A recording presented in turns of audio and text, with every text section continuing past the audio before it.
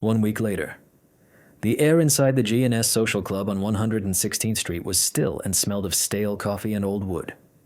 It was the private domain of Gaetano Tommy Galliano, a place where the real business of the family was conducted, far from the noise of speakeasies and the prying eyes of the law.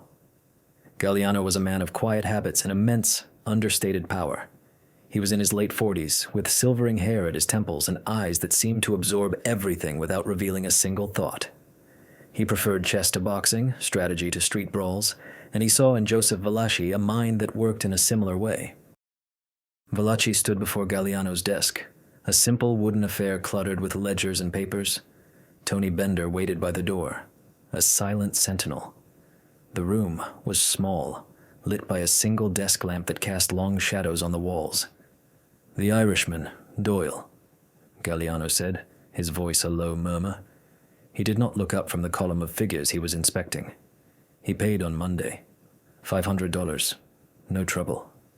"No, Tommy. No trouble," Valachi confirmed. Galliano finally lifted his gaze. He leaned back in his chair, the wood creaking in protest. "You did not break his arms.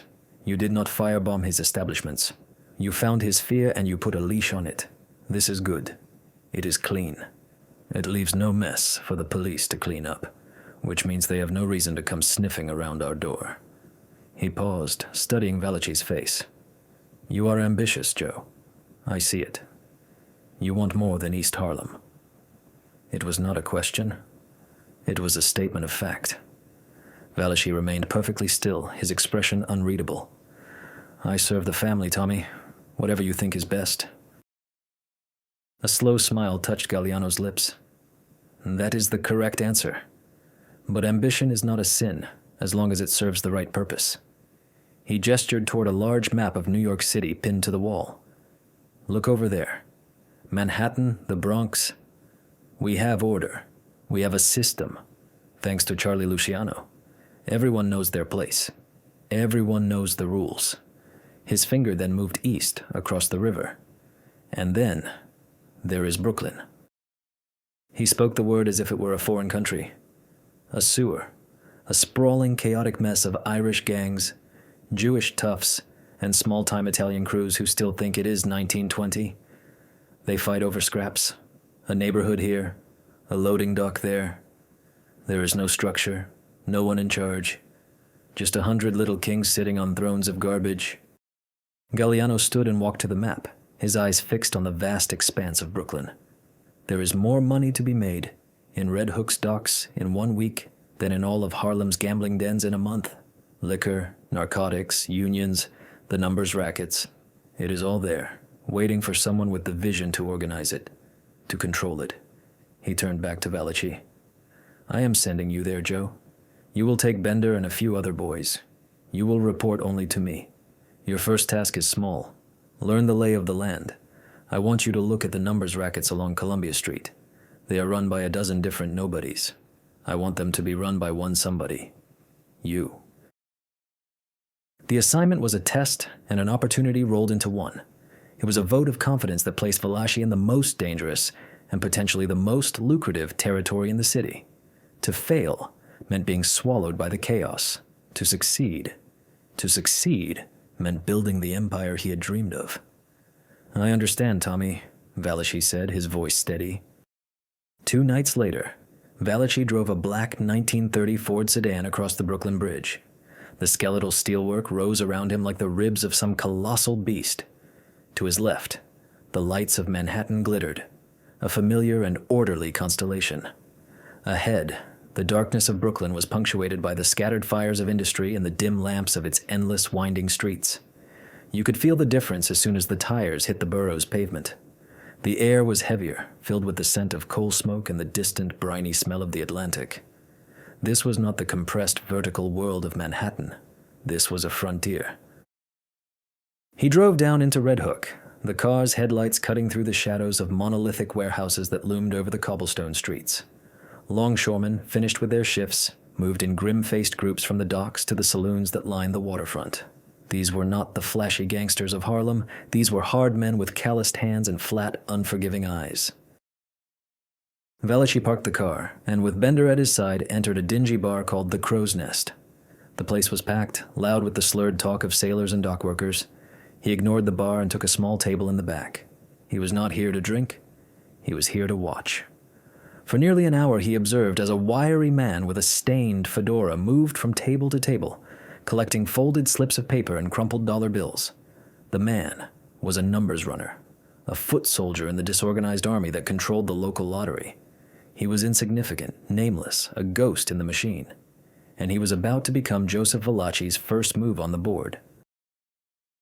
The wiry man, whose name was Frankie Costello, no relation to the uptown boss, a fact that defined his entire small-time existence, stuffed the last of the crumpled bills into a worn leather satchel.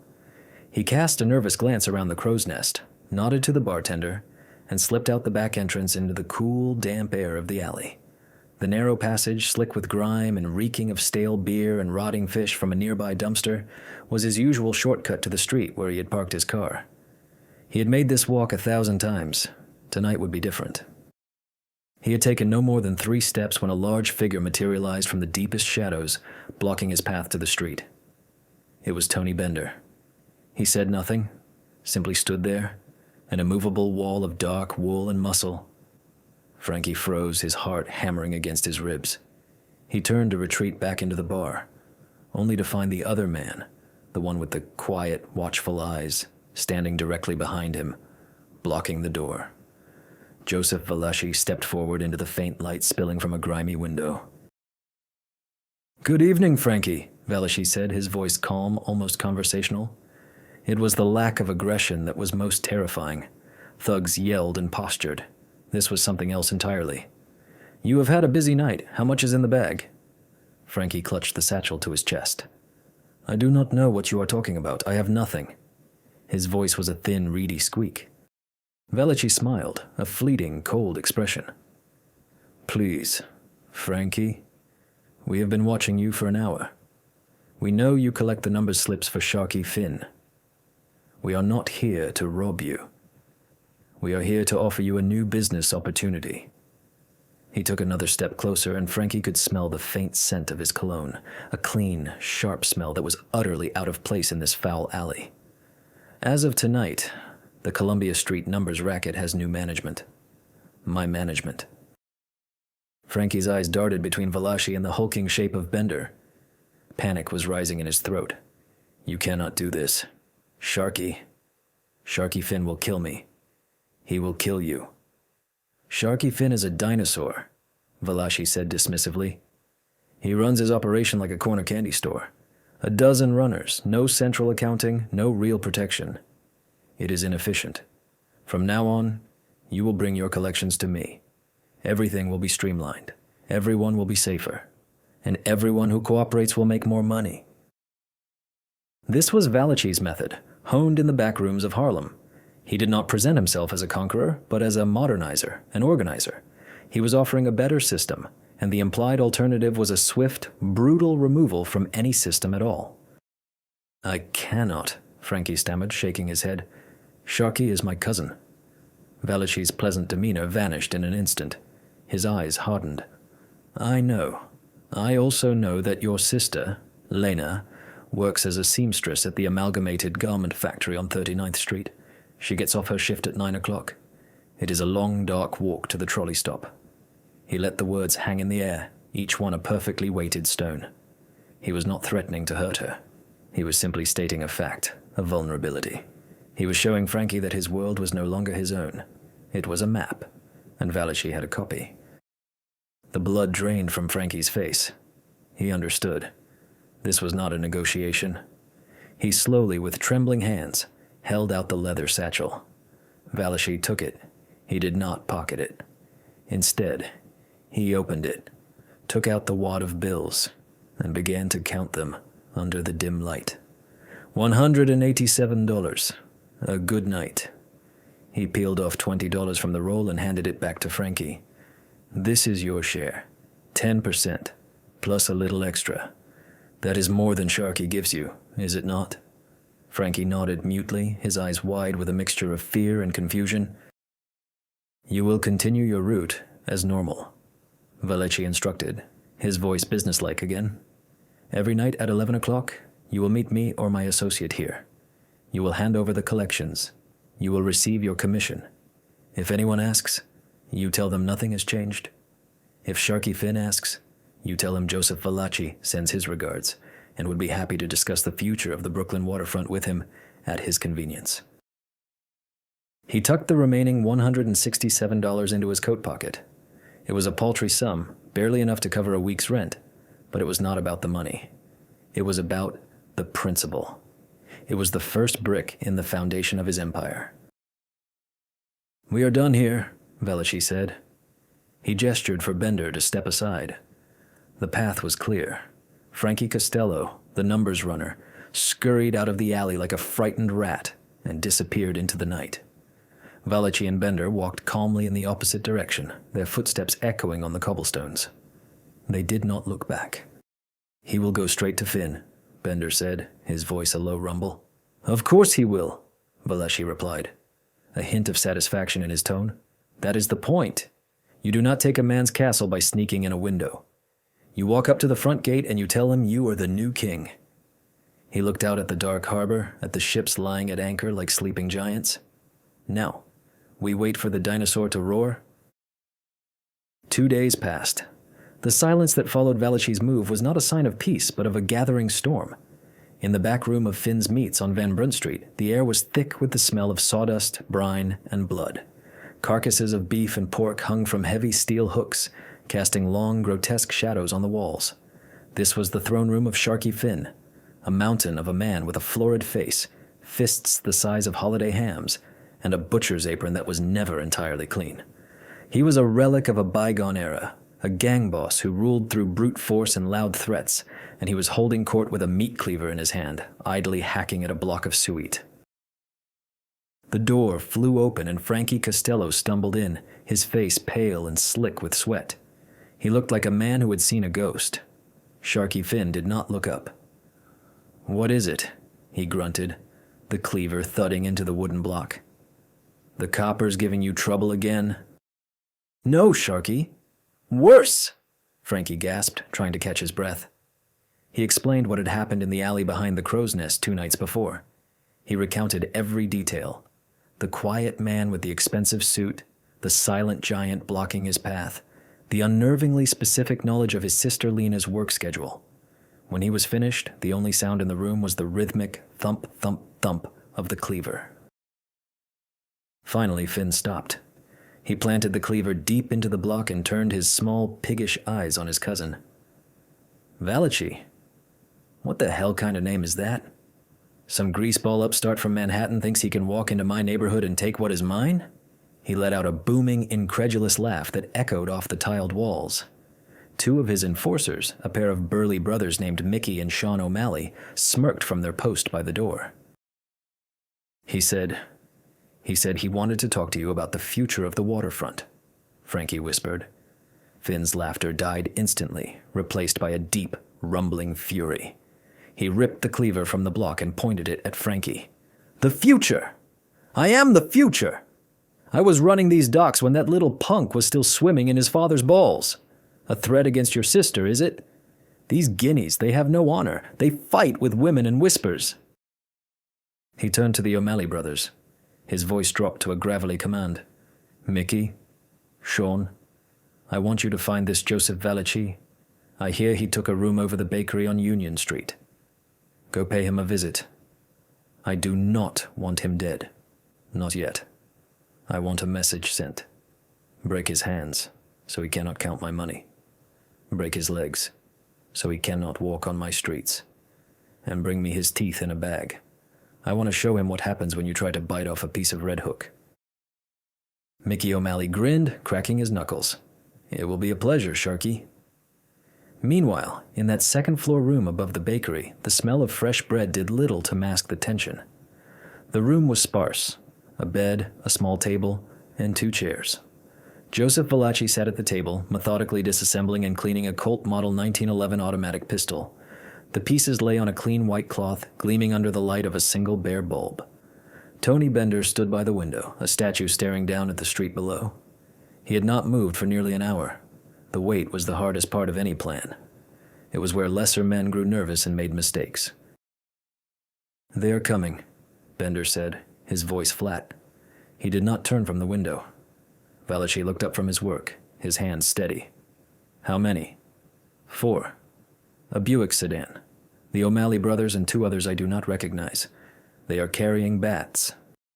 Valachi nodded slowly, a flicker of something like satisfaction in his eyes. He began to reassemble the pistol, each piece clicking into place with practiced precision. The plan was working. The dinosaur had heard his name and had come lumbering out of its cave, blind with rage and arrogance. They expected to find 1 man, maybe 2, who they could easily corner and beat into submission. They did not expect to be walking into a trap. "Let them get inside the building," Valachi said quietly. He slid the magazine into the pistol's grip and pulled back the slide, chambering around. The metallic schlick-schlack was unnaturally loud in the silent room. "We will greet them on the stairs." Outside, the Buick's doors slammed shut. Heavy footsteps crunched on the pavement. The front door of the building creaked open, then slammed closed. A moment of silence, and then the sound began. The slow, heavy tramp of 4 men ascending the creaking wooden staircase, their confidence evident in every step. They were hunters closing in on their prey. They had no idea they were the ones being hunted. The sound of the heavy footsteps on the stairs was a drumbeat counting down to violence. Mickey O'Malley was in the lead, a Louisville Slugger baseball bat resting on his shoulder.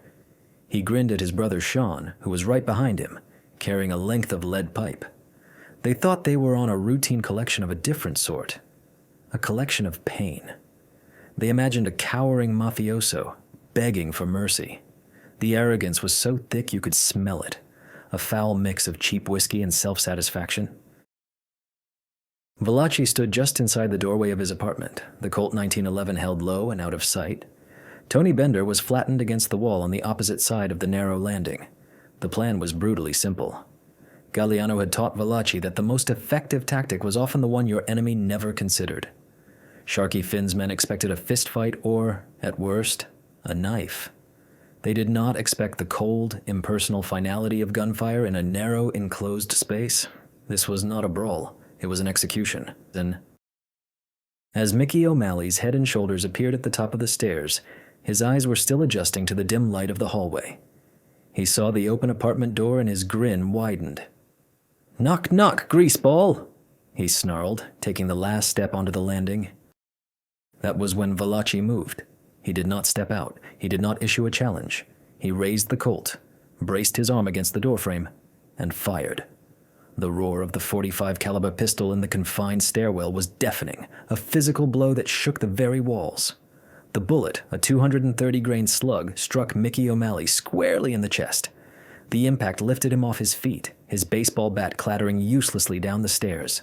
A look of utter shock contorted his features before his eyes went blank and he collapsed backward, a dead weight tumbling into his brother.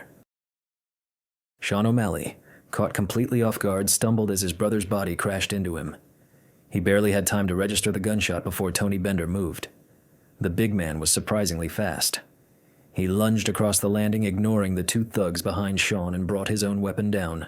Not a gun, but a small, heavy, ball-peen hammer. The hardened steel head connected with Sean's temple with a sickening, wet crunch. He went down without a sound, crumpling into a heap on top of his dead brother. The 2 remaining thugs, their faces masks of pure terror, were trapped on the stairs. The bodies of the O'Malley brothers formed a grisly barricade in front of them. One of them, a young punk with more bravado than sense, fumbled inside his coat trying to draw a revolver. He never had the chance. Valachi fired again. The second shot was just as precise as the first. It took the young thug in the throat, and he gurgled once before sliding down the wall, leaving a dark red smear on the faded floral wallpaper. The 4th man dropped his bat. It bounced down the steps with a hollow clatter. He stared up at Valachi, his hands raised, his mouth opening and closing like a fish out of water. He was paralyzed by a terror so profound it had stolen his voice. Valachi stepped out onto the landing, the pistol still aimed at the man's head. The air was thick with the acrid smell of cordite.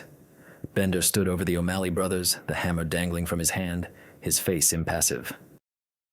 Go back to Sharky Finn, Valachi said, his voice as cold and hard as the steel of his gun. Tell him what you saw. Tell him this is his one and only warning. The Brooklyn waterfront belongs to the Galliano family now. He can retire, he can leave town, or he can end up on a hook in his own butcher shop. The choice is his. He paused, letting the man soak in the scene of carnage. Now get out. The man did not need to be told twice. He scrambled backward down the stairs, tripping over his own feet, and fled out into the night. Silence descended on the stairwell, broken only by the faint drip of blood onto the wooden steps. Valachi looked at the bodies, his face unreadable. He had just killed 2 men and had another one dispatched with brutal efficiency. There was no remorse, no hesitation. This was simply the cost of doing business. It was the language men like Sharky Finn understood. You did not debate with a dinosaur. You put it down. We have to move, Bender said, his voice a low rumble. The police will be here soon. Let them come, Valachi replied, ejecting the spent magazine from his pistol and sliding a fresh one into place. By the time they figure out who these men are, Sharky Finn will have gotten the message, and every other small-time operator in Red Hook will have heard the echo. He looked down at the bodies, not with pride, but with the cool appraisal of a craftsman examining his work. He had not just eliminated 4 of Finn's enforcers. He had shattered his aura of invincibility. He had proven that the old ways of bats and pipes were no match for the organized, ruthless efficiency of the new order. The roar of the dinosaur had been answered with the bite of the viper. News of the stairway ambush traveled through the dark veins of Brooklyn's underworld faster than a telegraph. It was not just the violence that shocked the local gangs. It was the precision. The O'Malley brothers were legends in Red Hook, barroom brawlers who had terrorized the docks for a decade. For them to be dispatched so quickly, so clinically, was unthinkable. It was like hearing that a brick wall had been knocked down with a single punch. The story told by the terrified survivor, embellished with each retelling, painted Valachi not as a gangster, but as a phantom, a quiet, well-dressed angel of death. Sharky Finn heard the news in his butcher shop. The survivor, a man named Paddy Ryan, stood before him, shaking so badly he could barely speak. When he finished his tale, Finn did not fly into a rage. The fury was gone, replaced by a cold, deep dread that settled in the pit of his stomach. He looked around his shop, at the hanging carcasses and the familiar tools of his trade. For the first time, this place did not feel like a fortress. It felt like a tomb. Valachi's message, delivered by Paddy, was not a threat. It was a death sentence, and Finn was being offered the chance to sign his own pardon. For 3 days, Finn did nothing. He drank heavily, sitting in the back room of his shop, the meat cleaver on the table in front of him. His empire, built over 20 years of intimidation and bloodshed, was crumbling around him. His numbers runners stopped checking in. His protection rackets went uncollected. No one wanted to be associated with a dead man walking. The fear that Valachi had so expertly wielded against Frankie Costello was now working its way up the food chain, poisoning Finn's entire operation from the bottom up. On the 4th day, Joseph Valachi made his next move. He did not send another messenger. He came himself. He walked into Finn's Meats in the middle of the afternoon, wearing a tailored gray suit and a fedora. He was alone. Tony Bender waited outside in the Ford sedan, the engine running. The shop was empty except for Finn, who sat at his usual table in the back, staring at a half-empty bottle of Irish whiskey. He looked up as Valachi entered, his eyes bloodshot and weary. He looked 10 years older than he had a week ago. The meat cleaver was still on the table, but it seemed more like a prop than a weapon. Valachi walked slowly to the table and sat down opposite Finn, placing his hat on the scarred wooden surface. He did not reach for a weapon. He did not raise his voice. He simply met the butcher's gaze. "It is a nice shop, Sharky," Valachi said, his voice quiet. "You built a good business here." Finn grunted, pouring himself another drink with a trembling hand. "What do you want, Valachi? Come to finish the job?" "No," Valachi replied. "I came to finalize our arrangement. My employers in Manhattan believe in order, they believe in efficiency. What happened to your men was inefficient. A mess. But it was necessary to get your attention. Now that I have it, we can be civilized." "Civilized?" Finn scoffed, a bitter laugh escaping his lips. You call that civilized? It is more civilized than letting this territory descend into a war that would bring the full weight of the police and the federal government down on all of us, Valachi explained calmly. He was speaking not as a rival, but as a senior executive explaining a corporate takeover. You run the numbers, a few loan sharking operations. You have a piece of the Longshoremen's Union. It is a disorganized portfolio. We are going to consolidate it. From now on, all proceeds will be centralized. A weekly tribute of 20% will go to the commission. In exchange, you will have their protection. No one will challenge you. Your territory will be secure, and you will answer to me.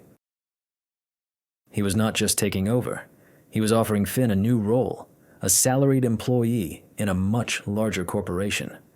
He was allowing him to save face, to keep his title as the boss of Red Hook, even though the power would no longer be his. Finn stared into his whiskey glass. He knew he had no choice. He could fight, and he and what was left of his crew would be slaughtered. Or he could accept. He could swallow his pride and live.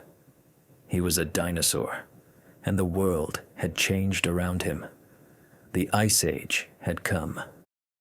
20%, Finn said, the words tasting like ash in his mouth. 20%, Valachi confirmed. And in return, you get to keep breathing. You get to keep your shop. You get to continue being Sharky Finn. You are just part of a bigger team now. Slowly, painfully, Finn nodded. He slid the meat cleaver across the table, turning it so the handle faced Valachi. It was a gesture of surrender, the offering of a king's sword to his conqueror. Valachi looked at the cleaver but did not touch it. Keep it, he said. You are still the butcher. Just remember who owns the shop. He stood up, put on his hat, and walked out, leaving Finn alone with his whiskey and his ghosts. As Valachi stepped back into the sunlight on Van Brunt Street, he knew he had done more than just take over a single racket. He had planted a flag. He had established a beachhead for the commission in the wild territory of Brooklyn. The numbers rackets were just the beginning. Now came the real work. The docks, the unions, the illicit booze and narcotics. He would use Finn as a puppet, a local face to mask the true power. He would use his methods, quiet intelligence, meticulous planning, and the surgical application of terror, to absorb every criminal enterprise, one by one. Brooklyn was a sprawling, chaotic empire waiting to be built, and Joseph Valachi had just laid the cornerstone. The conquest of Sharky Finn was not an end, but a beginning. With Red Hook's numbers, rackets now funneling tribute directly into the Galliano family's coffers, Joseph Valachi turned his attention to the true prize, the Brooklyn waterfront. The 1930s were a desperate time. The Great Depression had a chokehold on the nation, and nowhere was the desperation more palpable than on the docks. Thousands of men lined up every morning, hoping for a day's work, their fate in the hands of the hiring bosses who controlled the slips. Those bosses, in turn, were controlled by the gangs who ruled the piers.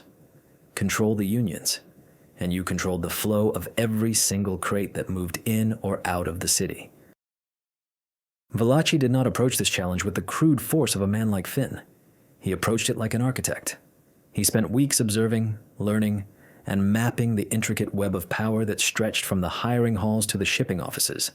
He identified the key players, men like Albert Anastasia, the brutal enforcer for the Mangano family, who ran the Brooklyn longshoremen with an iron fist, and the independent Jewish gangs, led by men like Meyer Lansky's associate Bugsy Siegel, who controlled union locals through a combination of bribery and violence.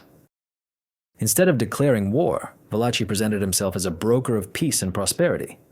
His reputation from the Finn takeover preceded him. He was known as a man who kept his word, but whose alternative to a peaceful agreement was swift and final. He began by meeting with the smaller players, the Italian and Irish bosses who controlled a single pier or a specific union local. One such meeting took place in a steam-filled bathhouse in Williamsburg, a neutral ground where weapons were impossible to conceal. Valachi, wrapped in a towel, sat across from Petey, the Bull, Girardi, a notoriously stubborn capo regime who controlled Local 1814 of the International Longshoremen's Association. Girardi was a bull of a man, covered in thick black hair, who believed his control was absolute. "I have run Pier 6 for 15 years, Valachi," Girardi grumbled, sweat beading on his forehead. My father ran it before me. We do not need any help from Manhattan. I am not offering help, Petey, Valachi said, his voice a calm murmur in the hissing steam. I am offering a partnership. Right now. You skim what you can from the loading fees. You shake down the workers for a piece of their pay. It is a good living, but it is small. You're thinking about the pier. I am thinking about the entire port. What if, instead of just taking a piece, we controlled the whole pie? He laid out his vision. A unified system. All the union locals operating under a single, unofficial board of directors. They would control not just the hiring, but the shipping schedules. They could favor certain companies, delay others, ensuring their clients' goods moved fastest. They would have advanced knowledge of every valuable shipment, silk, whiskey, industrial machinery, long before it hit the docks, allowing for organized, targeted theft. They would control the flow of narcotics coming in from Europe and Asia, hidden in crates of olives or bolts of fabric. This is too big, Girardi scoffed.